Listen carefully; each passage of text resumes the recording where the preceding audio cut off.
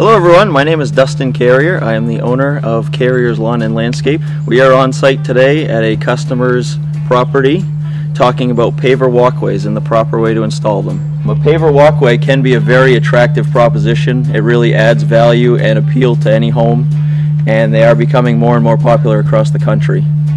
A lot of times a homeowner, as in this case, the homeowner has done it themselves, and this walkway has moved and it has heaved and it doesn't run as fluid as it should. So he has hired me to come in and reuse all the same paver materials because he likes the old-fashioned brick for this site, and dig out the base and reinstall it in a level, smooth grade so it'll look good. When installing a paver walkway, you're going to need a few tools. You're obviously going to need a wheelbarrow and a shovel. You're going to need a little bit of wood or plastic to screed your sand when we get there, which you will see when we get to that step in the video. And you're probably going to need to rent this piece of equipment right here. This is called the vibratory plate compactor. You can rent it at any rental shop. Normally I would say it should range from $50 to $75 a day at the most. If you're running a paver walkway, you're absolutely going to need this to compact the base and do the groundwork for your walkway. What we really need to do here is excavate out or dig out with a shovel 10 or 12 inches of this topsoil material and replace it with good, hard, compacting, gravel, rocky material.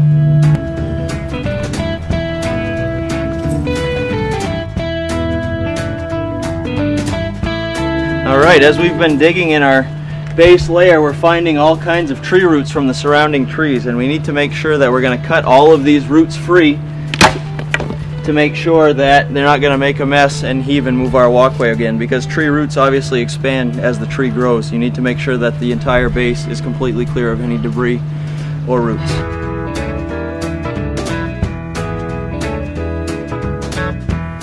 Alright, now we're on site and we've done all of our digging for our base. We've dug down approximately 8 or 10 inches down under the depth where the pavers are going to sit. So if this was a new walkway, you would have to dig down to a depth of about 12 to 14 inches, the thickness of the paver plus about 10 to 12 inches of base material that you're going to want under it. In this instance, we've already removed the pavers and we're just digging down to redo the base. So we've dug down about 10 inches. And we're going to compact the ground underneath where the pavers are going to lie. We're going to take our plate compactor and we're going to even this all out and press it down and compact it hard so no moisture can penetrate the soil.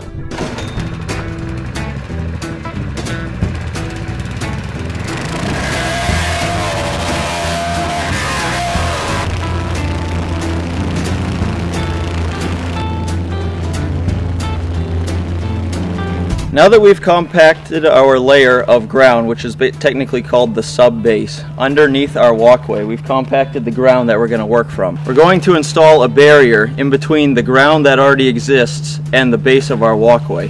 What this is going to do is allow the water to flow through the walkway if it should, and it won't let any of the soil settle in between the ground underneath it and the gravel base that we're going to make for our walkway. There's a wide variety of products you can use.